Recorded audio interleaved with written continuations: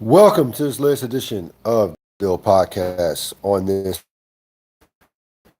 2018, I'm your host, Ril Dil Quinn, discussing the world of sports and pop culture.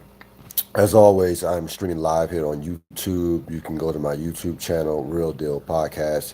Subscribe to the channel. Certainly greatly appreciate it, all the subscribers and listeners that I have out there. You can also follow me on Twitter at William Gerald, or go to my Instagram account at Rillo Gerald Quinn. We're gonna begin with the first five. Big news of the sports night. Thunder guard Russell Westbrook went down with a ankle injury against when they against the Oklahoma City. Excuse me, against the New Orleans Pelicans. Oklahoma City would end up going on to win the game 122 to 116, but again, Westbrook goes down with a ankle injury. Now again, it did not look as serious. It's not, it doesn't seem like it was as serious as it looked. Westbrook, I thought it was a knee, to be honest with you. When I first saw the replay online, I was watching the game live, but by the time I had left my job, by the time I had heard about this, but it looked a lot worse than it seems to appear. It was not a knee injury. Luckily, it's only a ankle sprain. Now, you could be out a couple weeks, depending on the severity of the sprain. Where it's a high ankle sprain, because those tend to take longer to heal. But this seems like this is, maybe a typical ankle sprain. So maybe he only misses 2 or 3 games a week, couple weeks. We'll see. Oklahoma City was playing well. It was playing well. Had a nice win tonight over Anthony Davis and the Pelicans, and was really starting to find their groove over the past couple of games. He had a couple of nice win over the weekend. So we'll see how long Westbrook is out. Of course, he has had multiple knee surgeries over the course of his career. Just came off a knee procedure before the seat during the off season that caused him to miss the preseason and in essence the first couple of games, the first week of the regular season. So again, Westbrook goes down with the left ankle sprain, But again, it could have been, certainly looks like it could have been a lot worse. Tennessee takes out Dallas 28-14. This is a bad loss for Dallas at home against a Tennessee team that no Tennessee has wins over Dallas, Jacksonville, and Philadelphia. Um, they beat now again. The Jacksonville game came at a time when Jacksonville was actually playing well. So that game, that win, it doesn't look good now. But at the time, Jacksonville was 3-1. That was Jacksonville's only loss in their first 4 games against Tennessee, 9-6. So Tennessee is one of these Jekyll and Hyde teams that you can't figure out. They even a record of 4-4. There's going to be a lot of heat on Jason Garrett. Forget about Dak Prescott. The heat is going to be on Jason Garrett, to say the least, from Jerry Jones. Dallas falls at 3-5, 2 games behind Washington and a game behind Philadelphia. That'll be a major game, almost borderline must-win game for the Cowboys next Sunday night against the Eagles. Floyd Mayweather is going to fight Tenzin Nasuka. Now, bear with me with this name. Tenzin Nasukawa in Japan. Now, I don't know. Again, everything with Floyd at this point is a money grab, despite being the fact that the guy's worth, in essence, maybe at least 300 or 400 million dollars. I don't know what Floyd is doing with his career at this point. Now, his legacy is set in stone. He's one of the greatest fighters ever, but he's starting to become a caricature of himself. I mean, I'm gonna be honest with you. I don't. It's one thing if you fight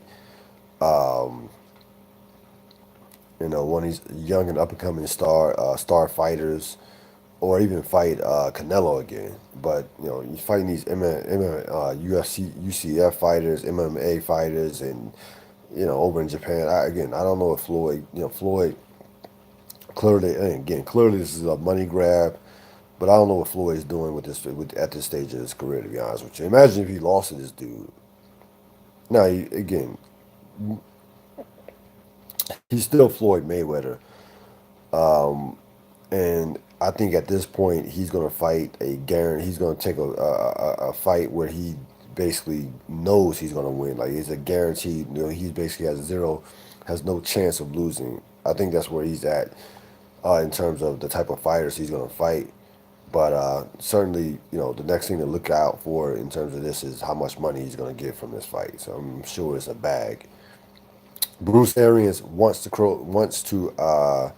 coach the Browns. Said that the Browns are basically the only job that he would consider right now, or for the future. It will be a perfect fit for the Browns to get Bruce Arians. Bruce Arians is a tremendous coach. Bruce Arians, who knows what Andrew Luck's career would look like if Indianapolis had kept Bruce Arians and got rid of Chuck Pagano.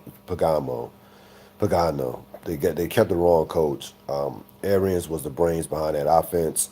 You saw what he did in his stint with Arizona, getting to the NFC Championship. We know he can coach quarterbacks. Again, I think it would be if I'm Cleveland, I'm talking to Bruce Arians like right now. I think that would be an ideal hire to bring in Arians if he's willing to come out of semi-retirement. And finally, the MVP finalists came out in the American League. You have Mike Trout, Jose Ramirez, and Mookie Betts. One name that, for whatever reason, was left off was JD Martinez. I don't understand how JD Martinez, who produced more runs than any player in baseball. And again, if you want to know what, I don't get into all these sabermetrics with baseball and WAR and nonsense like that. The stat that I look at from an offensive standpoint is runs produced. So runs produced is RBIs plus runs minus home runs. And by far, in a way, JD Martinez was the most productive player in all of baseball. I don't understand the love affair with Mike Trout being nominated or winning MVPs on a team that does not make the playoffs. That to me, if your team does not make the playoffs, I'm sorry, you cannot be considered a top MVP candidate in my eyes. If you want to be top five, but not top three. So JD Martinez first, a guy. Think about this: the guy hit three, had 43 home, 130 RBIs, and he's not even a finalist for the MVP. Now everybody knows Betts is going to win it. Fine, I have no issue with that. Betts is Boston's best player. Betts is one of the best athletes in baseball. Period.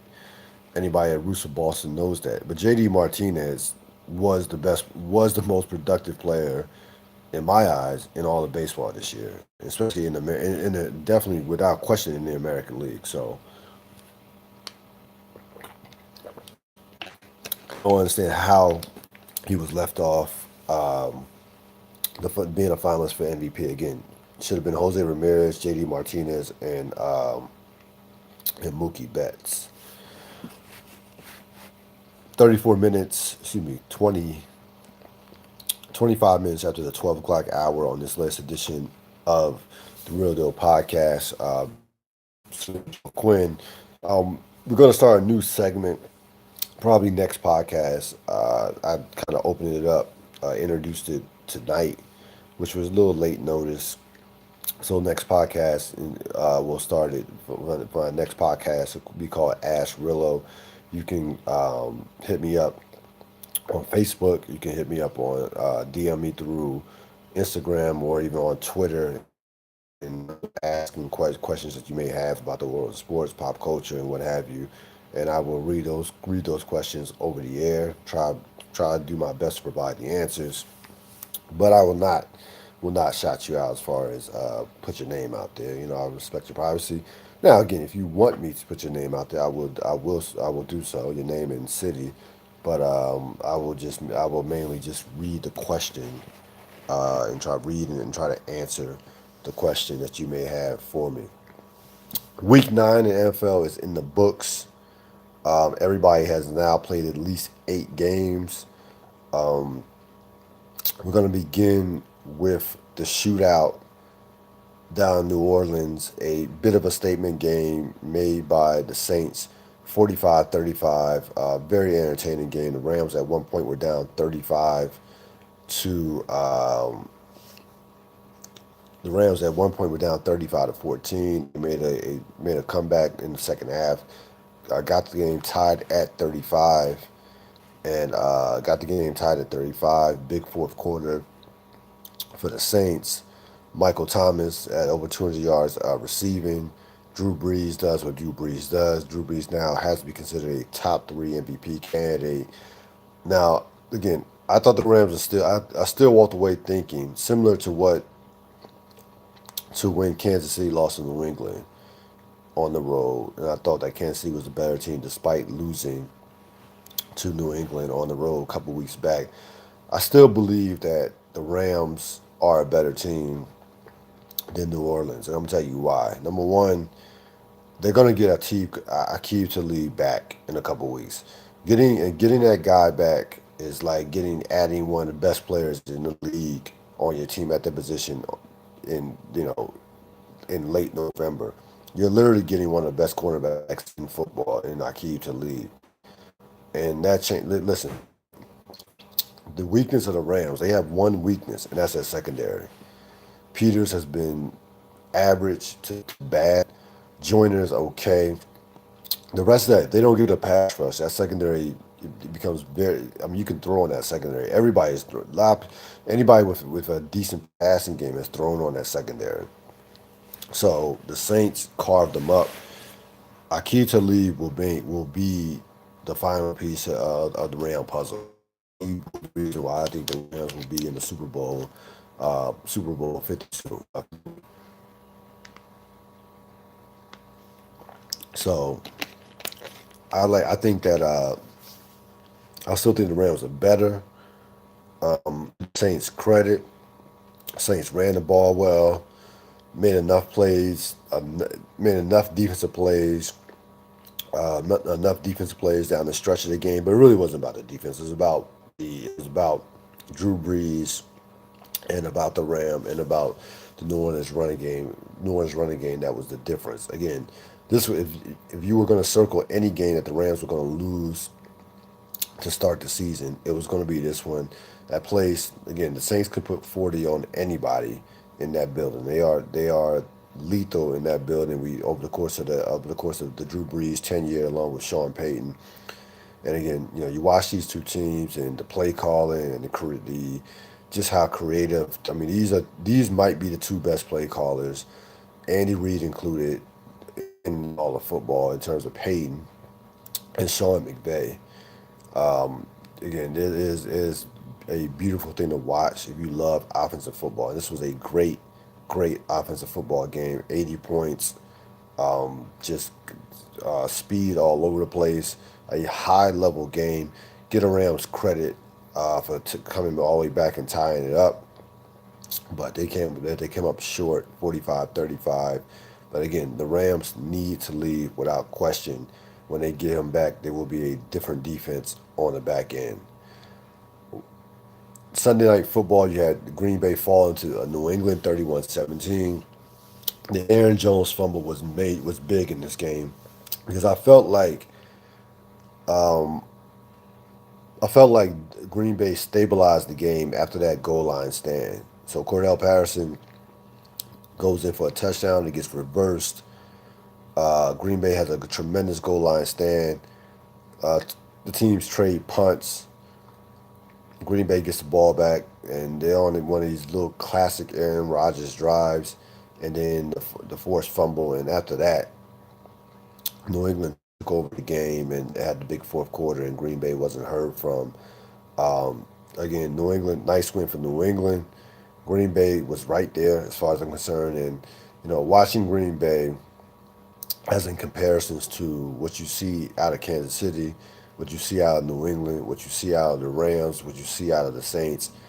It has to be just if you're a fan of Green Bay Packers, you have to be distraught watching other top offenses and some of the plays that they're running and some of the offensive schemes that they're running, while the Green Bay Packers seemingly run the most basic, just not predictable offense imaginable. Now again, we've always heard about how complex the offense is.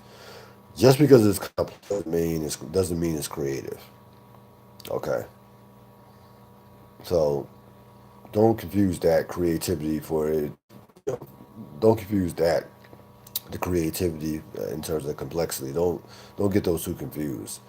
Again, Kansas City, New England, you can call them gadget plays. They Kansas City and New England and the Rams will do anything offensively. Offensively, look out. I mean, the Rams. New Orleans uses lines up Drew Brees in the receiver to be a receiver sometimes. So I don't know. Again, if I'm Green Bay, you are wasting one of the great talents to ever play the sport at any position, let alone quarterback in Aaron Rodgers. I mean, some of the throws he made last night, even in a game where he struggled to, barely completed 60% of his passes, he basically has to make every perfect throw for them to have a chance. And that organization they're gonna look back and they're gonna have one Super Bowl and one Super Bowl appearance in the Aaron Rodgers era, and they're gonna look back and say and be kicking themselves for years upon years, thinking what could have been had they got him the right coach and more likely the right players around him. I think it's a little bit of both in terms of the personnel versus coach. Now, I listen. I think Jones is a good player. Jimmy Graham is not what he used to be, but he's still an above average tight end. Devontae Adams is a very good receiver. Not great, but he's a not he's Devontae Adams can be is a legit number one. He's a legit number one. He could be a number one. You don't have to have a superstar player to be a number one receiver. They got some nice younger receivers that are developing. They have enough offensive talent. But what the problem with Green Bay is, as in comparisons to some of these other teams, they have not gone for it. Like New England went for it with Randy Moss and Wes Welker. The Rams went for it this year with all the free agents and offensive talent that they got that they some of the trade they Brandon Cooks. So at what point is the Green Bay Packers going to just go for broke and say, hey, we're going to put all our chips on the table. We don't know how long Aaron Rodgers is going to be at this level.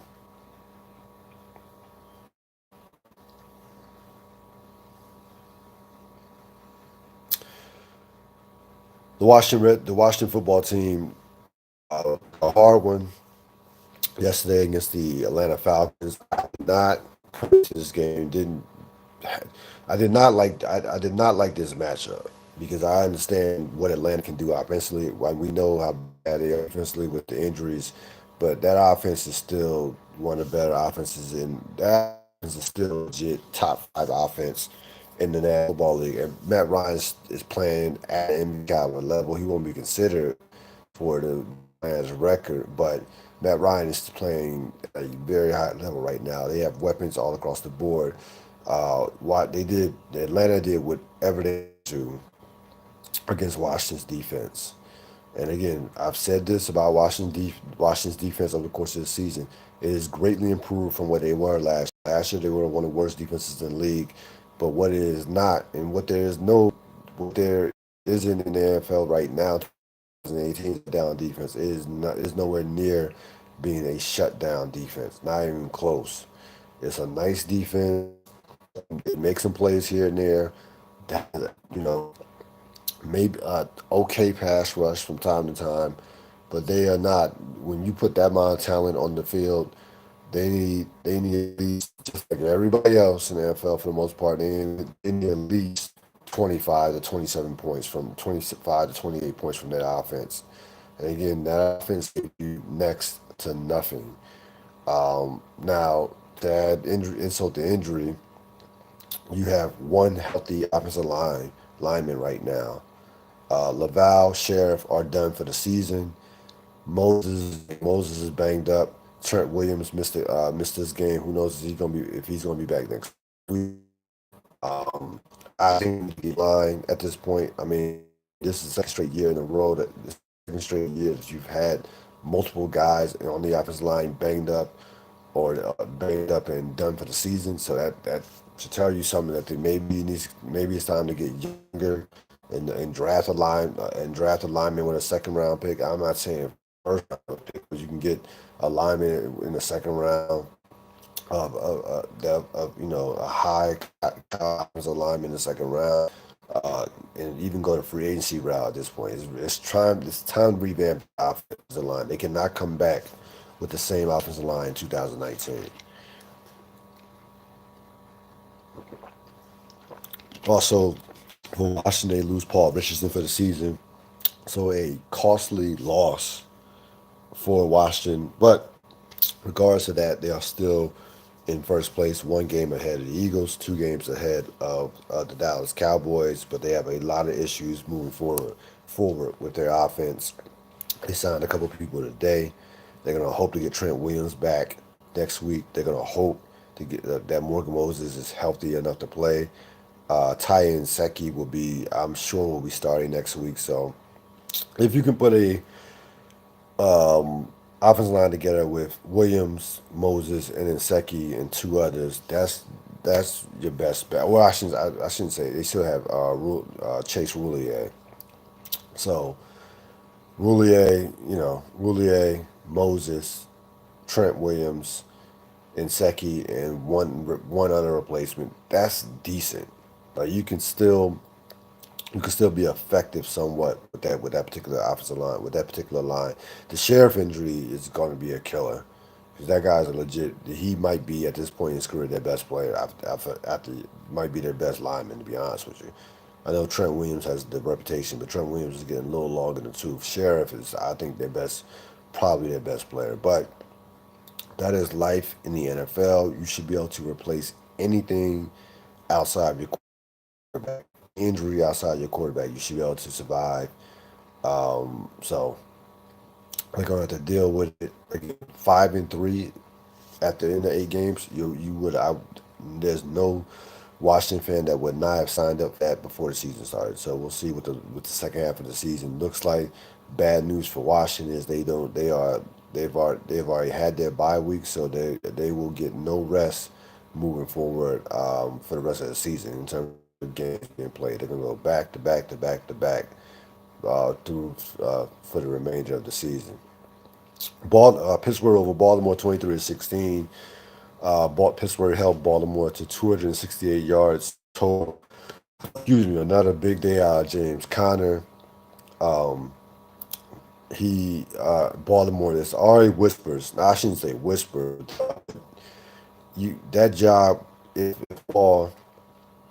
the Baltimore doesn't make the playoffs, the bottom line is Harbaugh. Harbaugh is going to be out there, and I expect Flacco to be out there with him. It's time for Baltimore. They still have some good players on defense, but it's time. It seemed like this is a perfect year for them to transition into the next phase of what they're gonna do as a franchise. Like this should be. Again, I like Harbaugh. I think Harbaugh's a very good coach. But at some point, you can be at one place too long. You know, Bill Parcells always said, 10 years is more likely the max. Harbaugh came in. I want to say Harbaugh came in 08. So I think this is Harbaugh's 11th year. And again, Harbaugh's a very good coach, but Biscotti almost fired him at the end of last season. There's no way he survives a season where they don't make the playoffs. They were looking good at 4-2. They've lost three straight, and it really began with that Justin Tucker miss against the Saints that would have sent that game into overtime. That they have not recovered from that missed kick. So Baltimore right now is on the outs as far as the AFC goes. A couple of other scores. The Chargers continue to stay hot. 25-17 over Seattle. Houston over Denver 19-17. McManus missed a game winning field goal Houston has now won six straight. Deshaun Watson again has been phenomenal since he came back. And again, he started out slow, but he I shouldn't say since he came back, but since they got on this 6 game winning streak, he's been tremendous. Started out the season out slow, but he really has been a X factor in what Houston has been doing. Right, Houston has been doing over the better part of the last month or so. Again, I keep telling you, and I'll keep harping on this all season long. No one wants to play the Los Angeles Chargers. Now they cut their kicker. Sturgis is out, rightfully so. He missed two extra points. Missed two extra points, so he's out. They need to get that kicking game stabilized. But that team is loaded. I mean, no one wants to see them. If you're Kansas City, if you're Pittsburgh, if you are the Patriots, you not want to see that team in the playoffs. I mean, that team it can do. And again, Joey Bosa will be back before the season's over with. Probably, I'm thinking probably after Thanksgiving, late November to late will be back. So that that will even free up things for Melvin Ingram on the other side as far as the pass rush goes. But again, that team has all types of weapons on basically at every position. You think about it, every position: quarterback, running back, wide receiver, cornerback. In terms of the defense, pass rushes. That is a loaded team, and they continue to play well. They're off to a fast start. Normally, we've seen San Diego get off to these slow starts and then make a late run. It's not the case this in 2018. They are 6-2, looking superior by the week. So there you go with the NFL round around the league. Again, there are four teams who have separated themselves in terms of where they stand. You have the you have the Saints, the Rams, Kansas City, and New England, who are clearly the four best teams in football. Pittsburgh, San Diego, Carolina, and I'm not a big believer in Minnesota myself. I'm still not off the Green Bay bandwagon as far as when you look at they've played two of the best teams in the league in over the past couple of weeks, and they've been right there in both games where they could have won, especially the Ram game. That was a killer. It was going to be tough to win in New England on a Sunday night, but the Ram game, they confident if Aaron Rodgers gets that ball back, with 2 minutes left and one timeout, that he drives them down the field for a possible win against the Rams. But that's neither here nor there. Again, there are four teams that have separated themselves. Now, again, Carolina is very good. Pittsburgh has, dust off the cobwebs and seeming and playing like Pittsburgh again. And of course, we've already aforementioned the the Los Angeles Chargers, who are a team that I mean no one wants to see in the playoffs. So, looking forward to week 10. Some big matchups next week. You'll have some divisional matchups of note, but it is getting to the point to where you know the NFL season really takes off around this time when as we approach Thanksgiving. Again, it takes a whole new turn as we approach Thanksgiving and move into December. Got a chance to see mid '90s on Saturday. Was gonna go see Halloween, but I'm sorry, I'm not like it was a quick change of plans, so to speak. Quick change of plans. Decided I wanted to see mid '90s regard anyway. Um, Quick movie. If you're a fan of mid '90s, if you're a fan of hip hop, especially in that '90s, this is your movie. I saw the Rotten Tomatoes gave it like 75, 76%. I would have gave it even higher. I think it was 85, anywhere from 85 to 90 percent in my book. Again, only an hour and 20 minutes. It was, you know, it was a movie that took you back to that period. What are you? I mean, again, I didn't skateboard, but in terms of the music coming of age story in terms of just some of the things that went on and during the 90s, the culture really was Jonah Hill really did a tremendous job at laying that out. He didn't really hold anything back as far as language, as far as some of the stuff that went on. Again, a well cast and extremely well written. Jonah Hill said he did about 20 drafts of this movie, and you could tell the writing, the dialogue was spectacular. I highly recommend it. Matter of fact, I think to me, but this is just my opinion, I think it's the second best movie that I've seen all year. Sorry About You is still the best movie that I've seen this year, but this is a relatively close second. So again, for an hour and 24 minutes, which is rare these days because most of these movies are going 2 hours, 2:15, 2:30 easily. So you get a movie that's an hour and a half. That's absolutely perfect. So I would definitely recommend that. As far as the college football goes, I mean, I don't. I would like to sit here and tell you I'm looking forward to the playoffs. Can't wait to December 30th. But I mean, is anybody going to get within 2 touchdowns of Alabama? I mean, what Alabama did to LSU Saturday night should have been it was like a felony. Like that, it's not even fair. LSU is a top team. Like you understand how good of a team LSU is. That LSU could probably beat outside of Alabama could probably beat any other team in the country. Like they made LSU look like a high school team.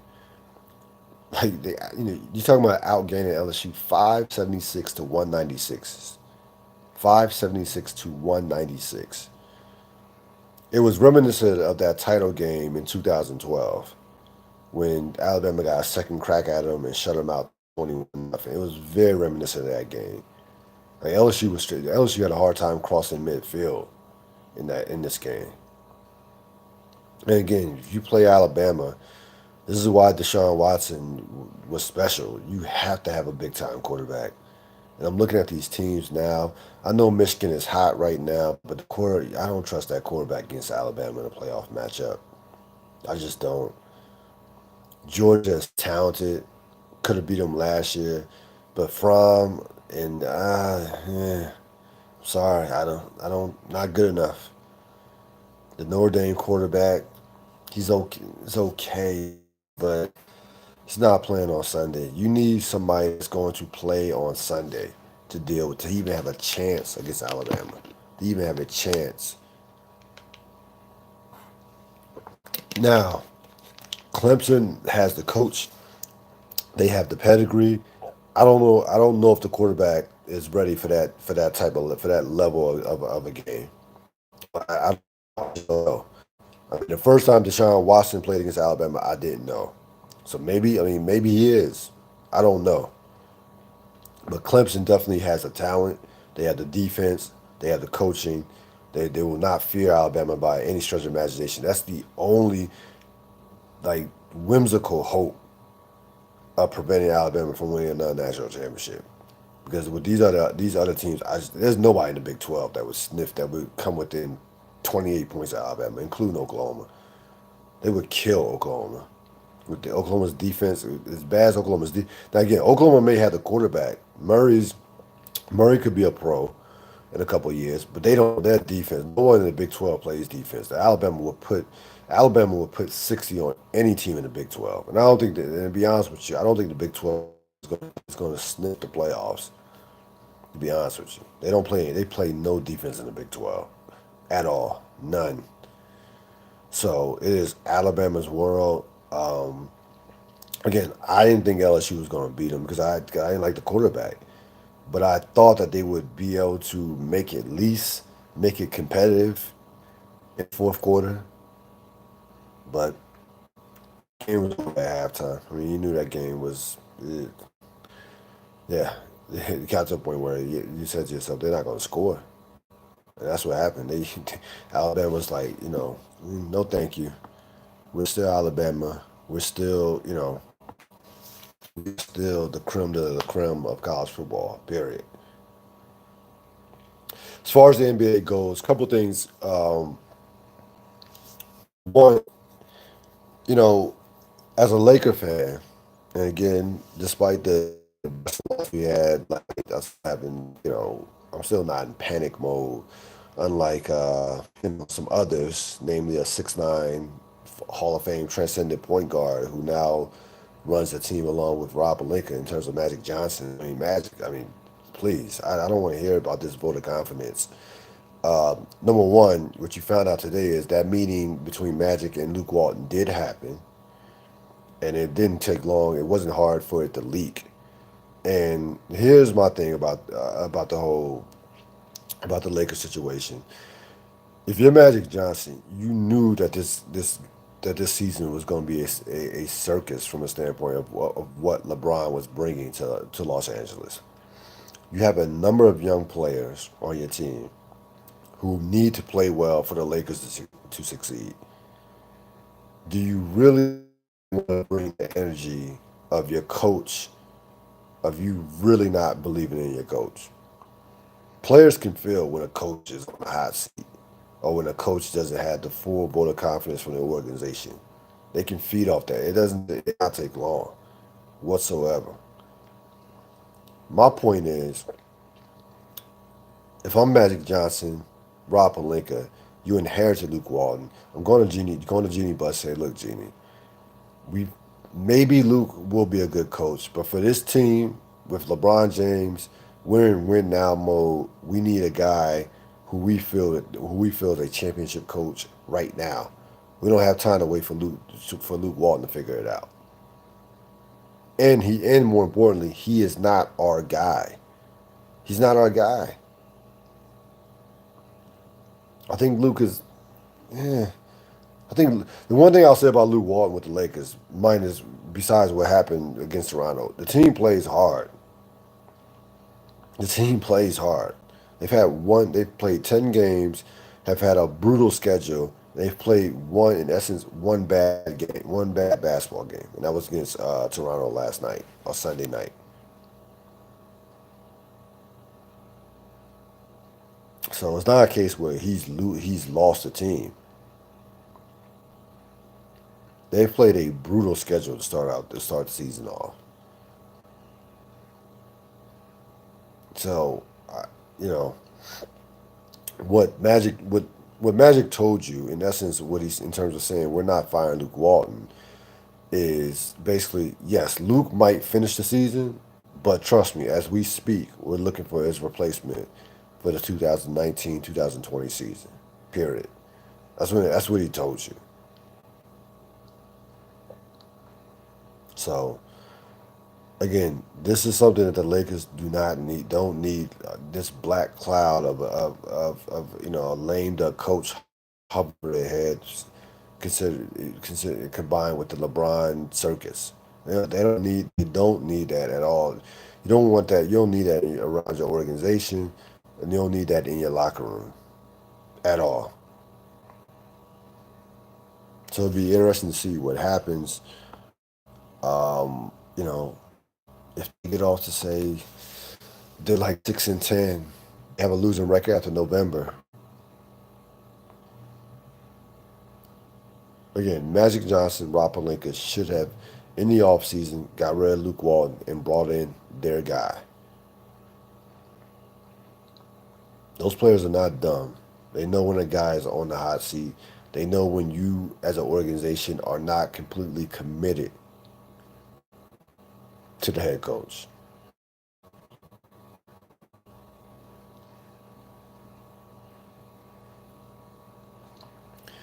That's going to wrap it up for this latest edition of the Real Dil Podcast. I'm your host, Cyril Gerald Quinn. As always, thanks for joining me. This is the Real Deal Podcast, telling it like it is with no apologies. Thanks for listening. Subscribe to my podcast at Real Deal at YouTube, Real Deal Podcast. I'm out.